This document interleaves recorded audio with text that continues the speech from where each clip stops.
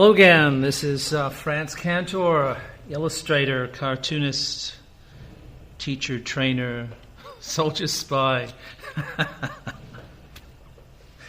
A little bit of everything. So that's me, and today I've got a really cool idea. I'm doing a caricature again. I'm actually doing, this is a little thumbnail sketch, which will kind of give you an idea of where I'm going with it. I'm going to be doing the artist responsible for this guy, the Incredible Hulk. It's Jack Kirby, of course. There he is smoking a cigar. This is him in his later years. This is him on a cover of Life. Wow. He's responsible for things like which we use in comics, part of the visual language of comics. This is called Kirby Crackle. So basically, it's a rendering device that indicates power and energy and things like that, right? So typically you use it to show off the magic of the universe, how big these characters are. This is a god, I think it's Galactus. Anyway, Kirby started out life as a normal, everyday comic artist, if there's such a thing, but really started to push covers. This is when he started to sort of really shine. He had this ability to have the covers jump out at you off the comic book stand, off the newsstand. And all of this is forced perspective. So he had a style that was very, very graphic, so very stylized. So in order to get that effect, he would cheat with perspective, right? So give this sort of like really dynamic look of the hero jumping out off the page right into your face. This is a really big selling point.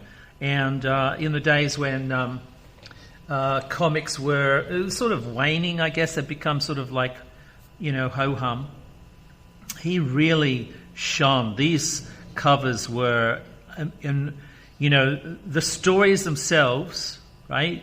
Combination of Kirby's passions and interest in this grand scale of things, and this heroic notion of the superhero, the gigantic opportunity for energy and action, and he had a certain amount of stylization within anatomy, so that would be sacrificed for this visual ballet of explosive action, and also it had a sort of a physicality about it, and he was a very physical man. He's softly spoken, but he had a presence. He had a very strong presence. So he would create these characters that leapt off the page, which no one had really seen anything like this before. No one could really do it. This is typical of his abilities to show dynamic space, like to have this the ability to create almost an opera-sized action or scene in a comic book. And when you look at some of the splash pages, I haven't got any of the splash pages here, but like, for example, Fantastic Four, where he's able to explore, the I forget the name of the negative zone, and planets, and just the whole blend of superheroes, science fiction, a bit of horror, a bit of gritty, two-fisted action fighting. All of this was within his oeuvre, his style. This is him, cigar and all, right? So, and he was able to create these beautiful heroic women. They weren't svelte, they weren't tiny waisted,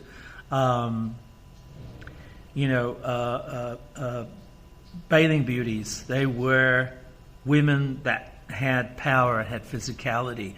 all of his characters had physicality and incredible potential energy, you know.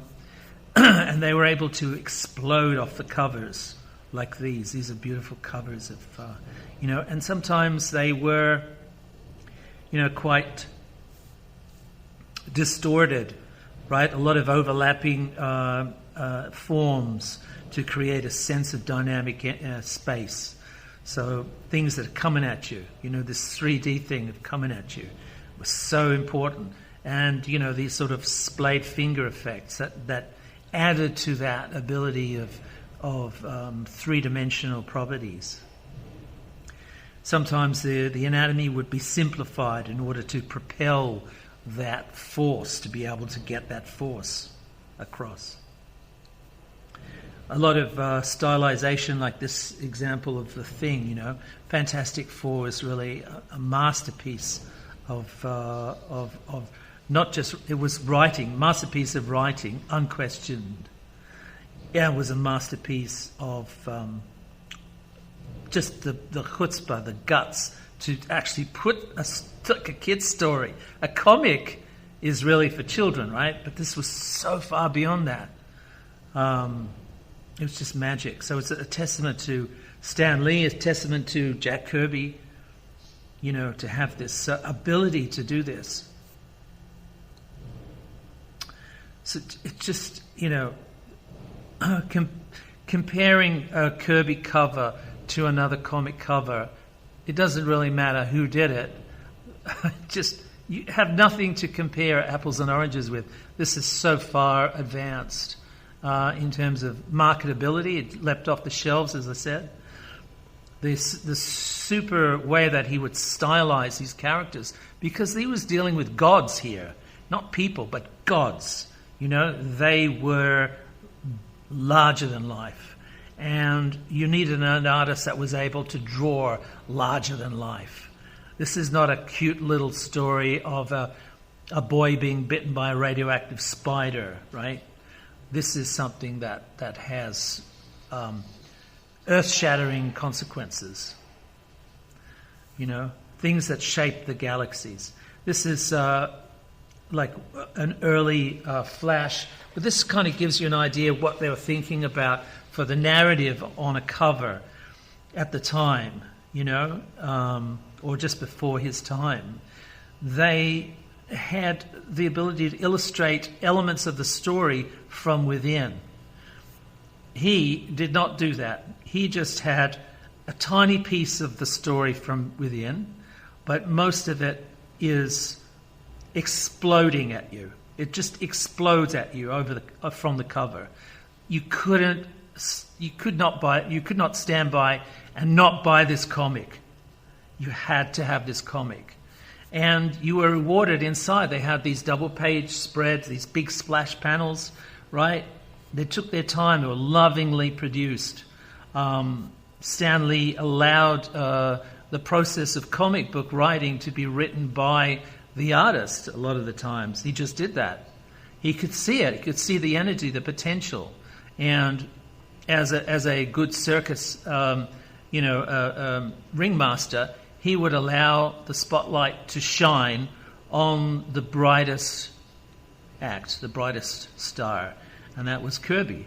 Kirby was the brightest star.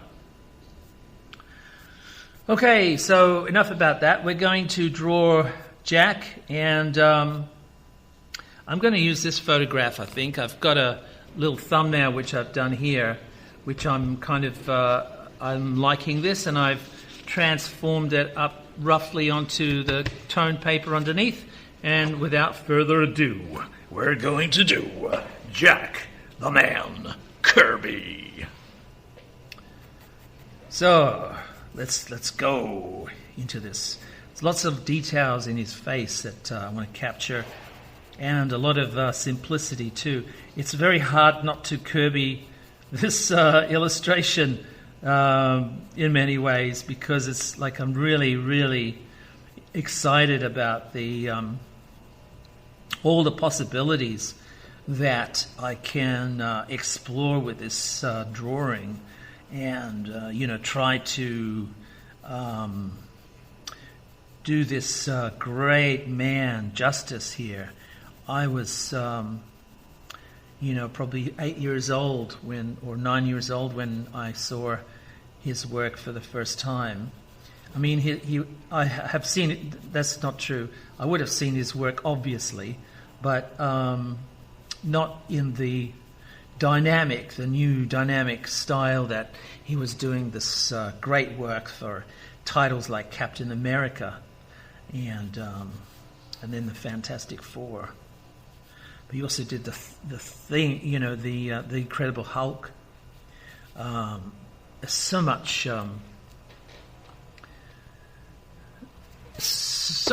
like energy and tension and within containable levels. Like he was certainly he didn't favor realism. So realism wasn't his forte, right? But solidity was, and movement was, and everything that else you wanted in a comic. If you wanted realism, then you go and read Look and Learn, buddy. How they used to make dig wells in the Middle Ages. There you go, it's realistic for you. No, this was mutants and aliens and gods and things that had big narratives, big narratives. And people say, well, it's like him, he looks like a big tough guy. And it's true, he does look like a big tough guy, but everybody that you can, that's worth talking to about him, it's actually the opposite. He's very humble, and he was very humble. He's no longer with us, of course. And a sweetheart of a guy, So this is my challenge today. I'm going to draw Jack, and I hope that I can get a little bit of this, a little bit of his energy, his mojo. I'm going to try and get it. One of my favourite artists is Mike Mignola, who did the Hellboy books, and you can tell that Kirby has had a big influence on him, in many ways, not just the technique, the pen style, whatever, certain aspects of layout, I guess, but the characterization, the characters that are so, they're so tough. There's grunt. They just have one word, and that word is. I love that. I love comics that purposely rely on the visual to tell the story. So the dialogue you don't even need to read, which is great, because I hate reading. I've always hated reading. So the dialogue in Kirby comics, usually, especially at the height of his career, they were very easy reads. You just strap in. The minute you see the cover, you pay your 80 cents or whatever, and you strap in for an experience. And this is what he gave us. And even today, people that are new to the experience of Kirby, they are. Sorry, I'm just making sure I get the eyes lined up. You talk too much, you get pie-eyed, so I don't want to do that. So the people new to the experience, they have a very profound connection to Jack Kirby because, as I said, he's influenced so many people. For me, he's influenced Hellboy. and you can see that and appreciate that. But also in animation, you could see the influence of him in certain aspects of, like Batman, Bruce Timm, Men of Action did Ben 10. There's a lot of Kirby everywhere, and that's the legacy that he did, because he created this visual language like his Kirby Crackle. It's just like the Kirby Crackle. He created a language that was so vibrant, so strong, so pervasive in the end that everyone had to use it, You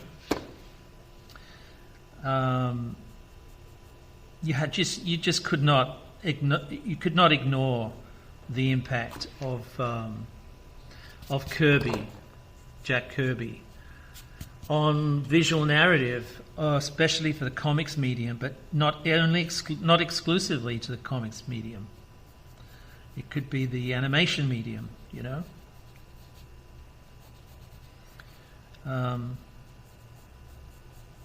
So everything is like cumulative, isn't it? It's like you build up you find that great, and then it somehow influences your comic, and then your comic influences something else, and then on it goes, and before you know it, there's a Kirby snowball coming at you, and it's really that's a lot of fun. You ever get a Kirby snowball, man? Ooh. There's something to contend with there. So I'm focusing on this area which I call the Kirby T Zone. No, I call this the T Zone.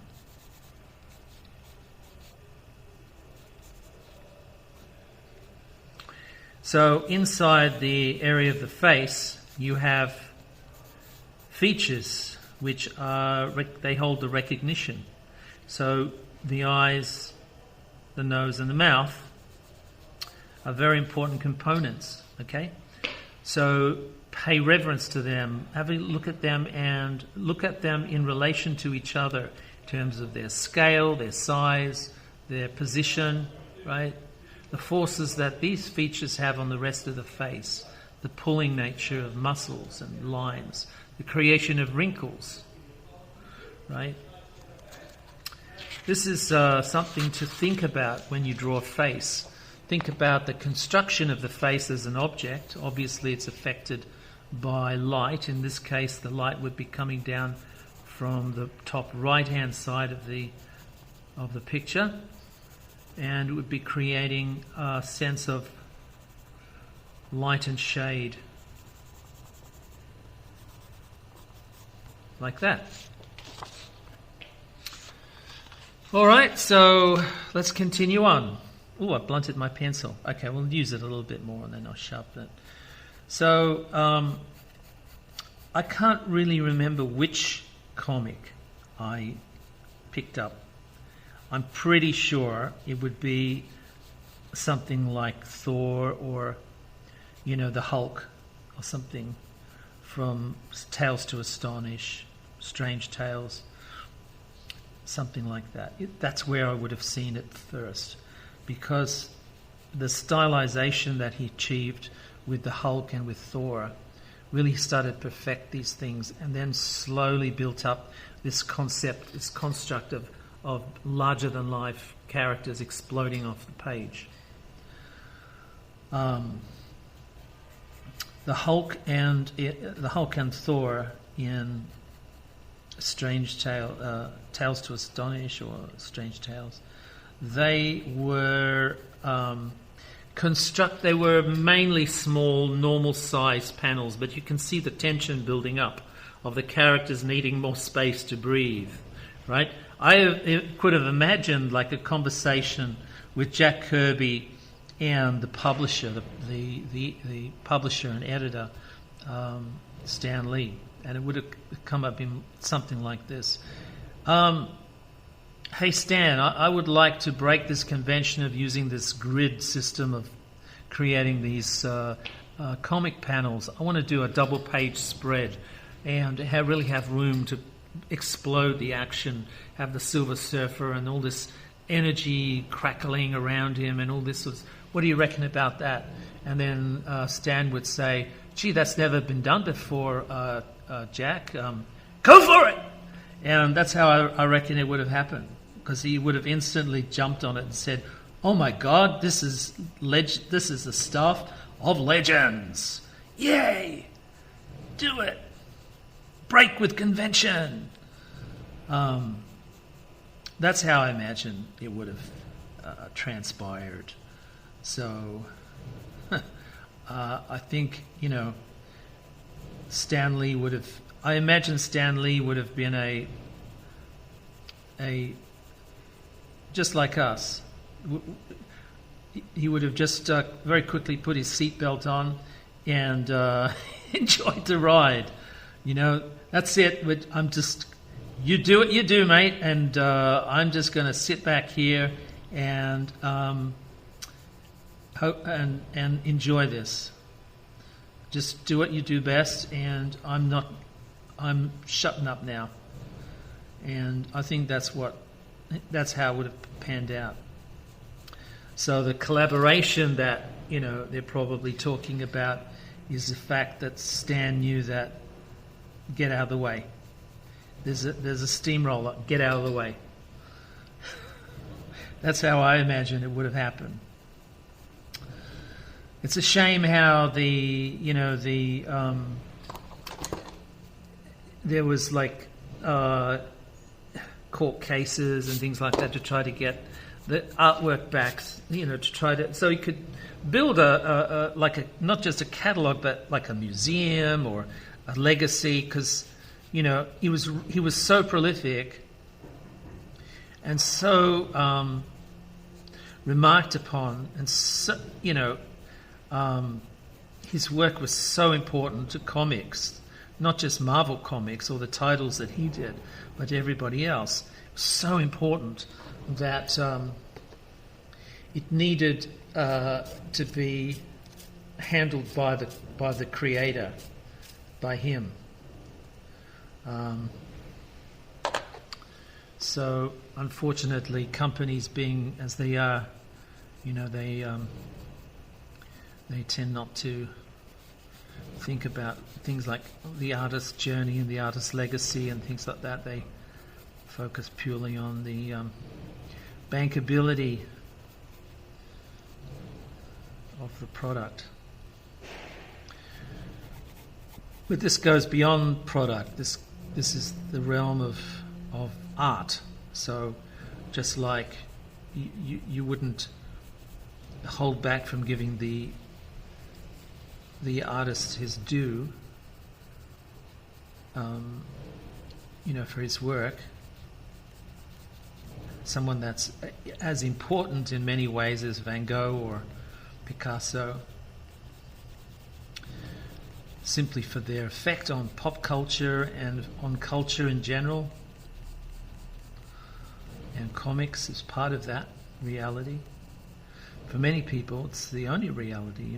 For me, comics taught me how to talk, how to write, how to read. Not that I did much reading, but I looked at the pictures. I can't help that.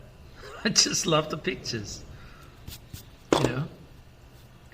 I'm being simplistic, of course. I loved reading Shakespeare and stuff, but this was real to me. This was, oh my God, give me more of this stuff. I want more of this stuff, man. Yeah. He's awesome. The ability to have something that is so treasured by the reader, by the people. Creating these titles that live on now and make billions and billions and billions of dollars because you took a chance on a splash page on double page spread. It's amazing, you know. It is amazing. It really is amazing. All right, so there's a lot of muscles, and this is a younger Jack, of course. Not a real young picture because he has grey hair here, but he's probably late 30s, early 40s maybe. I should have checked the era. You know, what era was this? But I'm thinking, you know, he always had it in him to have this this energy to create something quite remarkable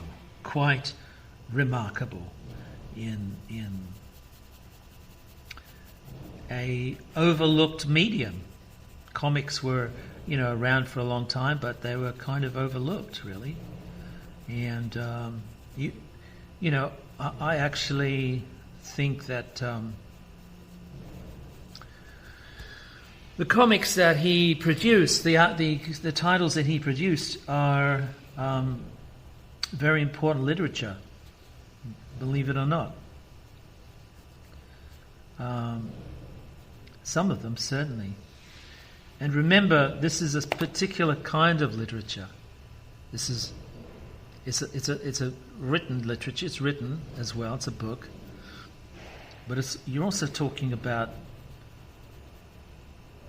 the visual language, the visual narrative, you know. And that's the first response to the story, the visuals. So incredibly dynamic. If you've never read a Kirby comic, pick up something like the Hulk or Thor, or even better, you know, the Fantastic Four. You won't be disappointed in it. It's really, you're not going to be challenged. You're going to be very, very rewarded by the story, by the visual story. Very powerful stuff. So he took a medium that in many ways had kind of like become ho-hum, boring, you know, and reinvigorated it his own way, refashioned it in his own way. Created a universe where before there wasn't a universe. There was just a bunch of dudes and ladies, just a bunch of dudes and ladies. He created a universe, the mighty Marvel universe. So, you know, he's really to be acknowledged, I guess, for that ability. I'm going to leave a nice highlight, a sidelight on this side of the face, and probably on the jaw as well here, just to catch, and probably on the temple over here. I'm going to leave that there. There's like a exclamation mark sort of highlight which I'm going to capture here and gradually build it up. I kind of like that. It's chunky and nice. I'm not keen on this suit and tie in the reference, so I'm changing that up now to have something a little bit more relaxed, like a sweater. That's kind of nice.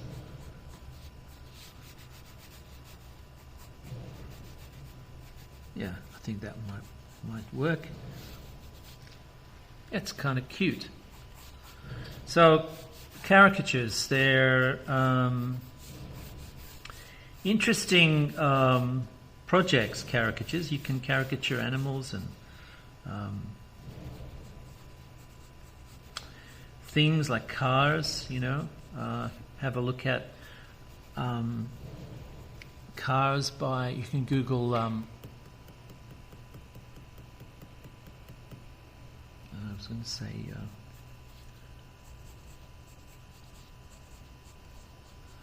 who am I talking about?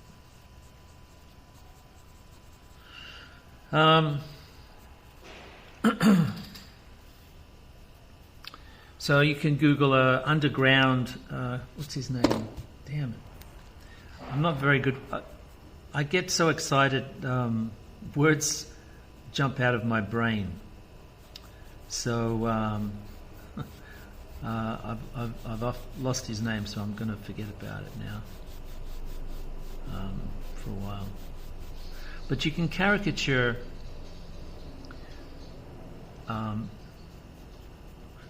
things, you know. They don't have to be people. The process is like simplification, like certain amount of stylization, which is synthesizing the story, simplifying the visual story. And then, sorry about that. And then, sorry about that, Chief. And then adding detail, like exaggerating detail, right? So you're taking a premise of simplifying shapes, changing their references, changing their position or their size or the scale within reference to the subject that you're looking at. And then adding detail, working into those new shapes, detail. So that's the exaggeration and simplification. That's all about time. No, it's all about caricature. All right, so put a little signature there. So that's it in a nutshell. So we're going to go into creating tonal variations and contrast and things with a white pencil and a black pencil. These are quite soft. This is a Prismacolor. I'm also going to probably use a Posca, which is a paint marker. I have them in a variety of different sizes as well. So I might actually do that first, just to give a bit of sparkle, you know, so I know where I'm going to be putting some of the very sharp highlights.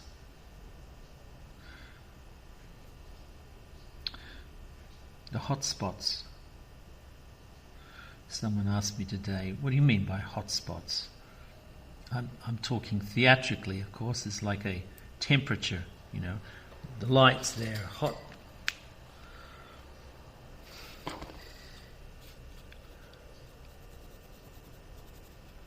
So, I have to be careful with these brown lines. Here I know where it should be, but I don't want the brown to outline the highlight. I want it to be softer, a little bit softer than that. Yeah. What are you doing over there? Go over there. So, looking at the photograph, I'm trying to build up a sense of volume. Volume is like a three-dimensional property of the drawing, right? Which kind of weird, isn't it? Because you're talking about a drawing. How can a drawing have volume? I'm drawing volume. I'm alluding to that there is volume. I'm giving you an optical illusion with a pencil.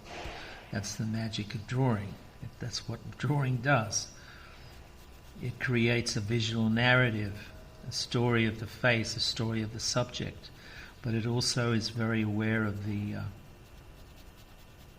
materials that you've used. So you have to draw appropriately. You know, you're drawing these hatch lines, this scribble, to create a textural property in the drawing, a sculpture, if you will, trying to be sculptural in your approach. So looking at the highlights, the effect of light and shade on form. Light and shade creates a three-dimensional form.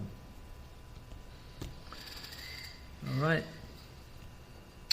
So, that's probably wrong.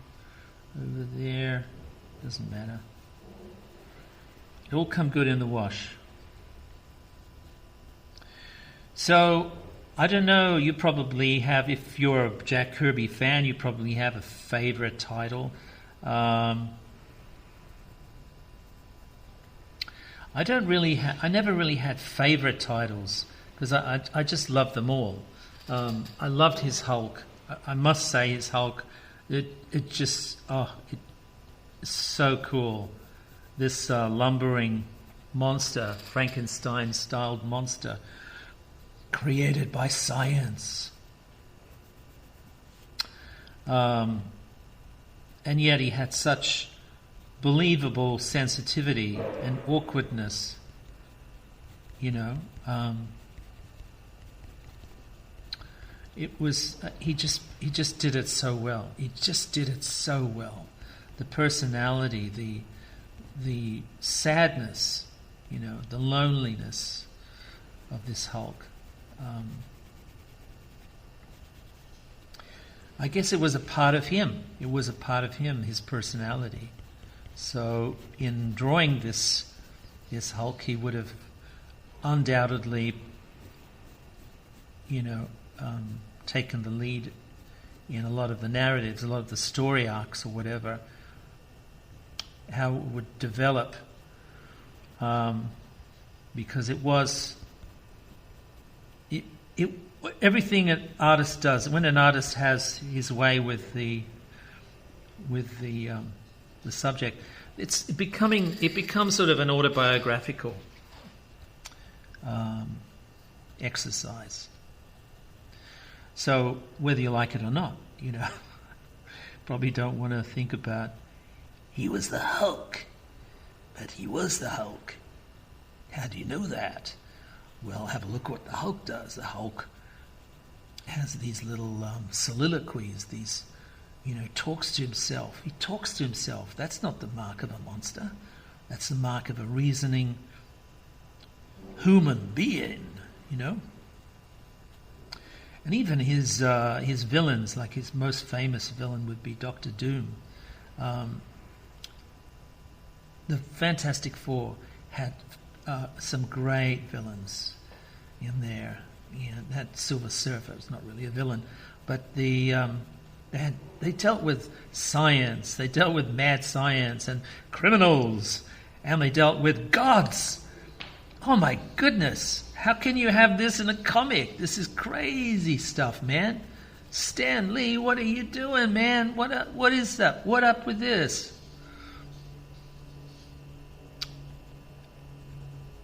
So, yes, it is Jack Kirby. It's also Stan Lee's ability to stand out of the way of this epic comic artist, this epic guy, this incredible, you know, nice, soft-spoken fellow from Jersey, and he was bigger than himself. He was bigger than himself, and you can see that. I'm drawing him now. You know, this expression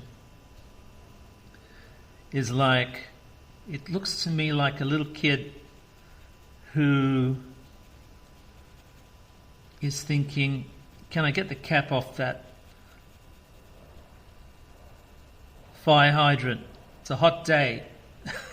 Make the whole street happy and just sit there and play in the water.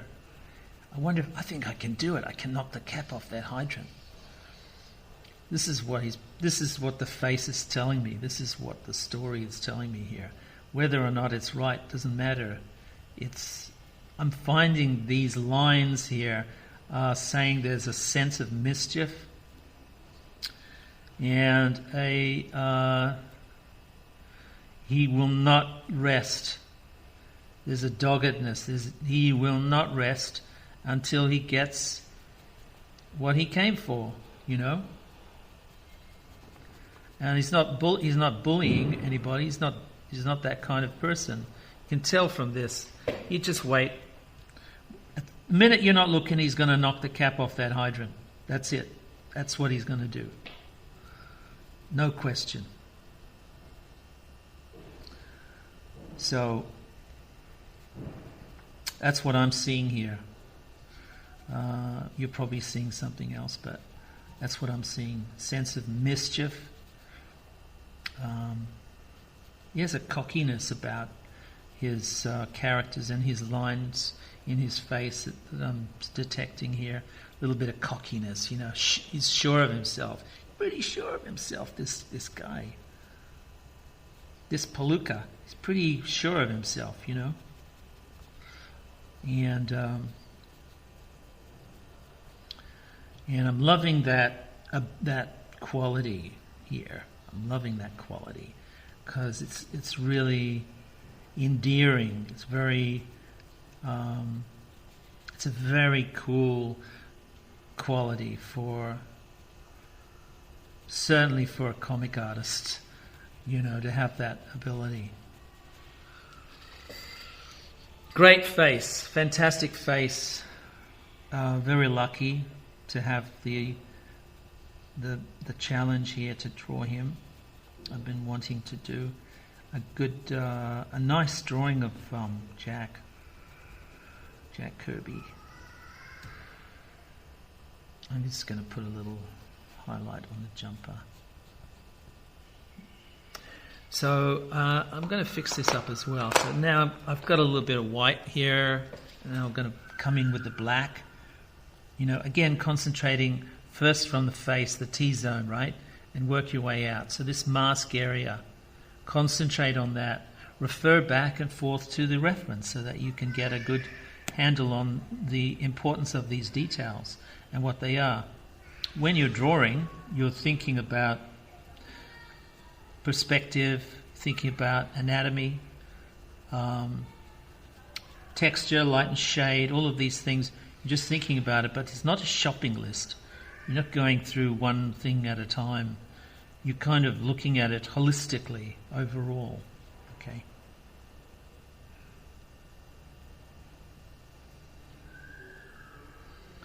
So there's a nice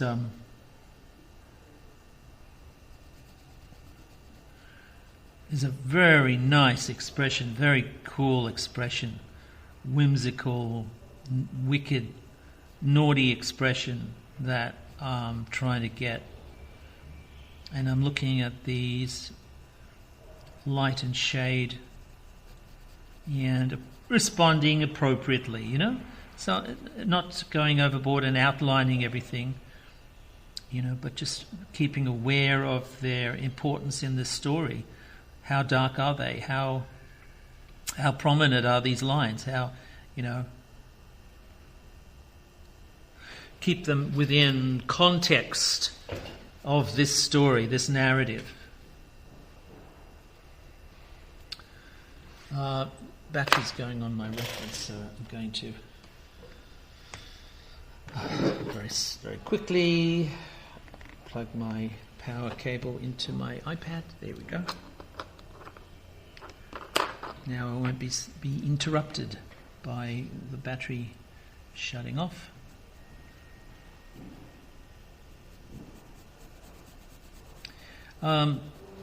You know, caricature is a very interesting process, a very interesting field, and at its very basic state, it is kind of like balloon heads, which means big heads, small bodies.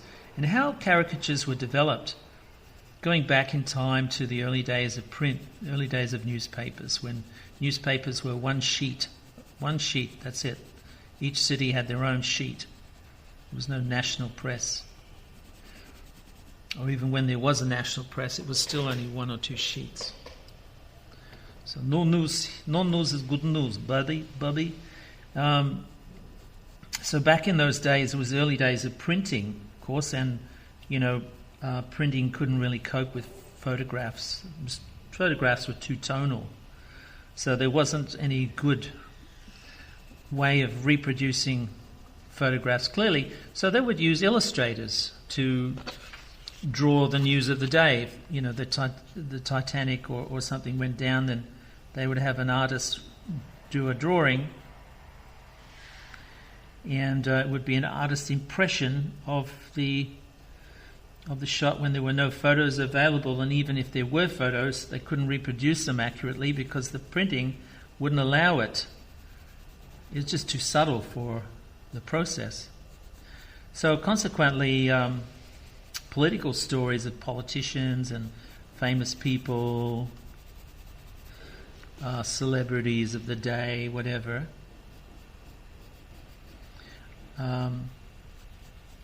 Would be drawn by the artist, and in order to have them recognizable and have some sort of a illustrative quality about the story, that's that's the famous opera star, and she's landing in New York, and she took the Titanic or whatever. So all of these stories are illustrated together as an illustration, as a sort of a cartoon. So they used caricature to blow up the head bigger than the body. So that actually became a way of creating like poking fun at people as well. I'm pretty sure they used to do this in ancient Rome. I don't think it was something that was invented just for the press. I'm pretty sure they used to do these like graffiti type of things in ancient Rome, or even Greece. We don't know how far back, because graffiti doesn't last very long, nor does works on papyrus or paper. Not a lot of sculpted caricatures. I can't imagine it would be a big thing back then. But the process is that the head was made bigger so that you could recognize the person in the story. That was the reason for it. Okay. Then it became obvious that you can make someone's head bigger and it'll be a figure of fun. You could tell funny stories or social comment or something like that. So that was a thing. They became, a popular way of lampooning the famous figures of the day. That was a thing. So it had that ability, and the caricatures were very popular in the press because they were clearly visible, and the drawings were able to be reproduced better than the photographs. So they're just better, all round, a lot clearer.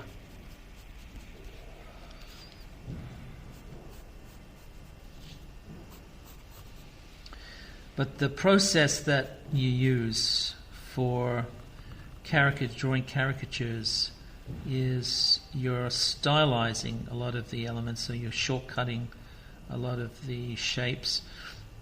And you're also, to get a likeness, you've got to pay attention to the subject. So it can be very analytical as well. So there's two elements, two forces at play: simplification and observation. And really, there's also, exaggeration. So the exaggeration means that you have the ability to change the parameters of these shapes, change the shapes, the size, create a bigger nose or whatever than there was, bigger ears, etc., etc., and still have it resonate, or still have it appear as if it's that person. So people recognize who it is, but now it's somehow changed. So it can be funnier, right? There's two schools of thought. There's I interviewed John Shakespeare a few years ago, and his take on caricature is, if it's successful, it has to be sort of offensive almost. It's got to work as, that's cruel, but such a good caricature. There's truth in that, actually, because you're focusing on moles and pimples and things, schnozzes, big noses, big ears. You're focusing on the details of the figures and giving them, on the elements of the face, and giving them more importance or more relevance than it deserved, or they thought was possible or was evident in the photograph. But that process of exaggerating the faults or the details of the face is actually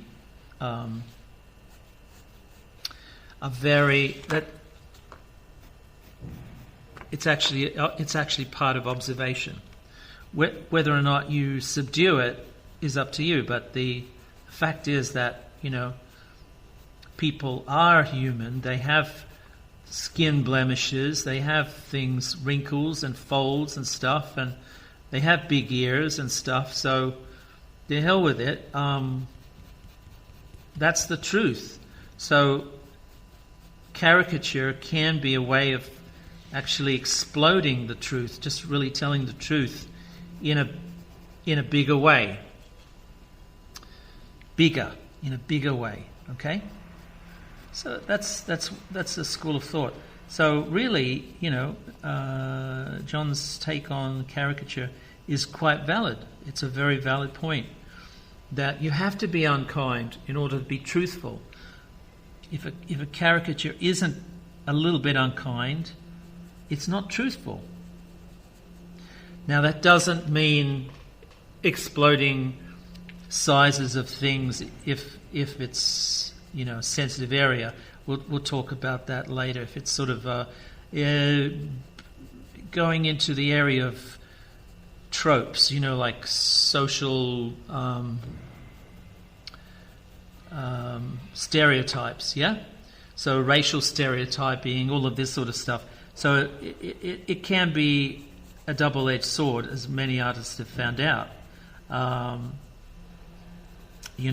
it's a little bit hard to justify in the end. You can't justify an argument like that because it looks like you're being insensitive and being stubborn when somebody calls out, and says, "Hey, that's unfair for this reason," So I think it's kind of it's an interesting topic. One that doesn't really have an answer. It doesn't have an answer.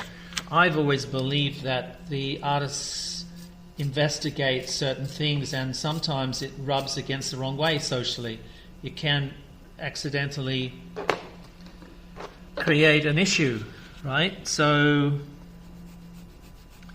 and that issue may be, sensitive at different times of history.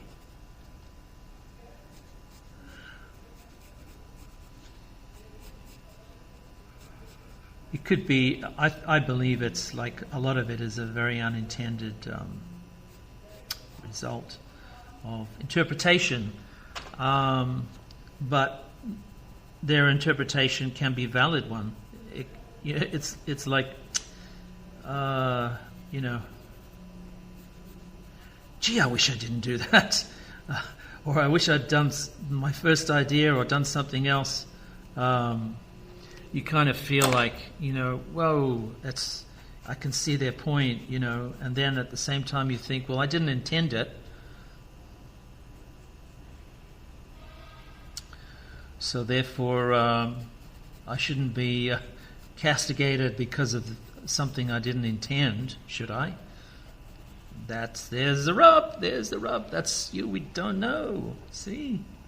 And I think taking a view one way or the other may not be helpful to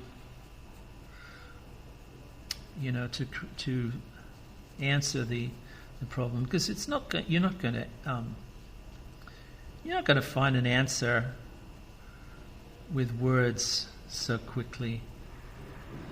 A lot of these things are emotional and created with unintentional. There's no result. It's created and has an unintentional interpretation. So that's what I'm saying. But that's part of the duality of these things. When I say that I'm painting, I'm drawing a story, right? This may be a different story to the one that you read in these lines, okay? So your interpretation of the elements of Jack Kirby's face may be totally different to mine. And that's a valid point too. There's nothing wrong with that. I mean, the last thing you want to do is to read a book, and everybody be on the same page. It's not intended. You're supposed to have your own interpretation of the book, and if Catcher in the Rye is a piece of crap and you read it and you think that's a piece of crap, you have perfect right to say that it's a piece of crap, and just because everybody else, Sam, thinks it's genius doesn't mean that it's genius to you. Talking to my daughter.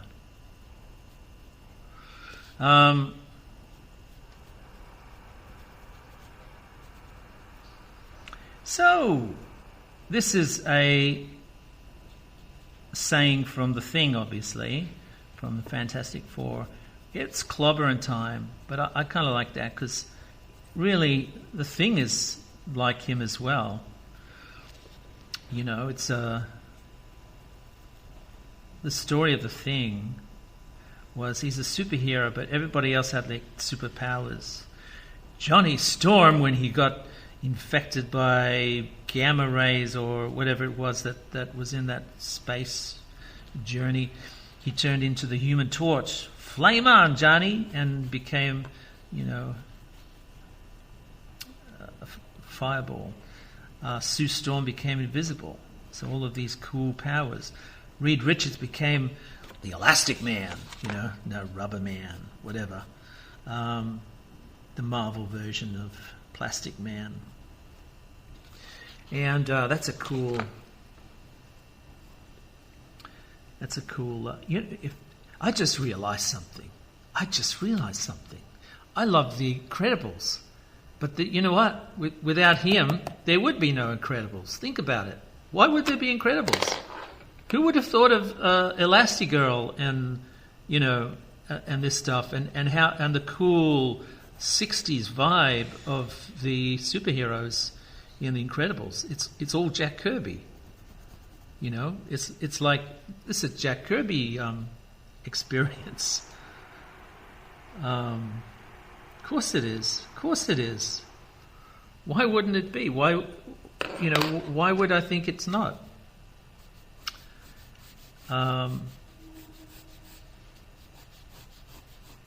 So your interpretation is fine about the stories of people when you read their faces and you read their wrinkles and the forces at work, the muscles and the expressions and things. It's a very, very valid point that let me get another hit of this this white here. If we can really kick up some of this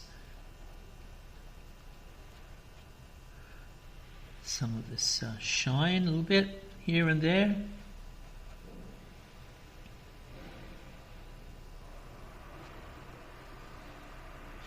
Kind of work.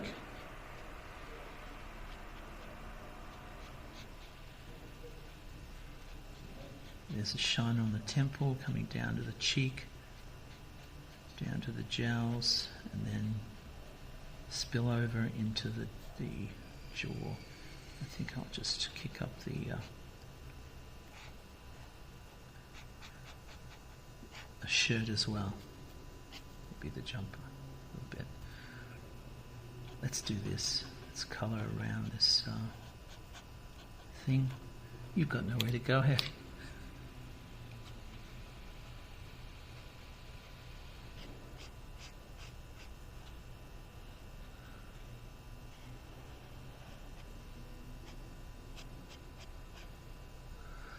So, whereas I don't have any particular favourites because I enjoyed all of his work, I think by sheer volume, you're really looking at Fantastic Four.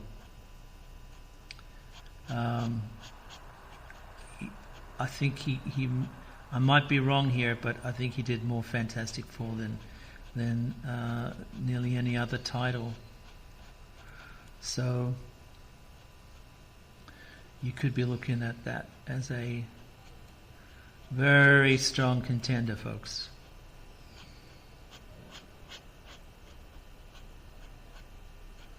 You know, I do love his Captain America, and was the reason why I read Captain America.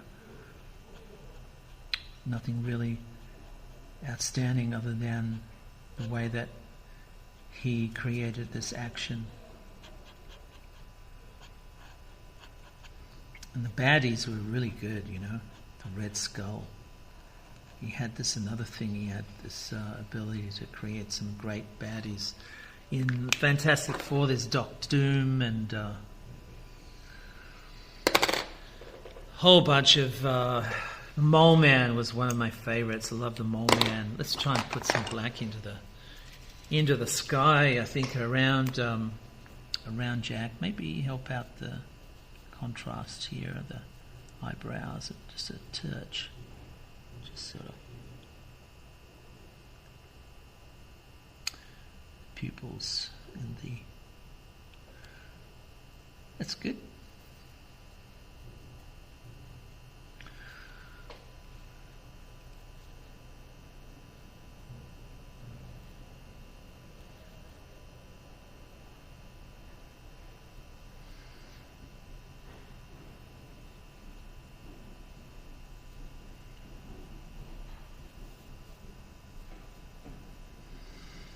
So, I'm just going to pick out some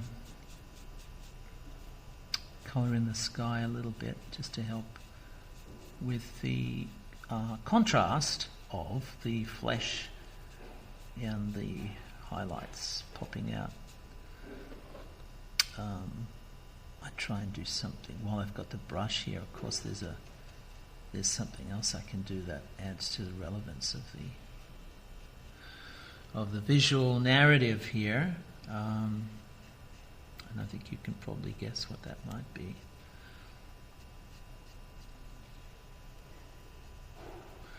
So just cut in here and there, over here, over there. Going a bit quiet now. So there wasn't anything he couldn't do. I mean, Jack Kirby did love comics, God knows why. And he did great war comics and sci-fi, and didn't do a lot of horror. I can't remember. I don't think he ever did horror. But... you know, the same way that Ditko did a lot of horror, and that was really, he was good at that, you know. But Kirby was, he didn't do a lot of horror comics, but a lot of the genres that he tackled really, really well. So what I'm doing here is a little bit of Kirby crackles. The idea is to create a sense of energy that sort of bristles, like a glow, energetic particles or something around the figure, around the central object, just to give it sort of a sense of danger.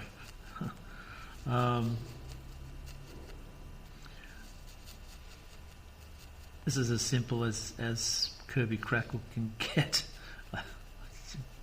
I'm not going to do too much of it. I just want just a touch of it, just a little bit.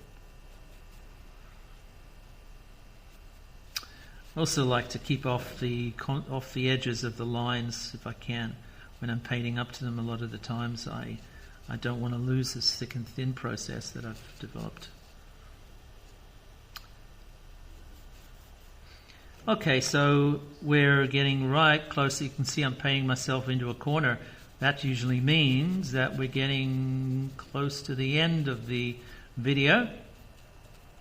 What I'd like to ask you guys, though, is to keep the conversation rolling about what you like.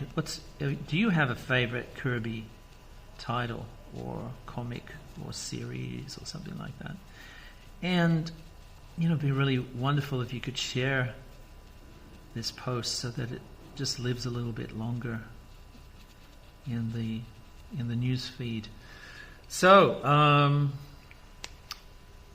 this is Jack the Man Kirby, and it's clobbering time. And this is Frantz Kantor, and I will catch you on the flip side.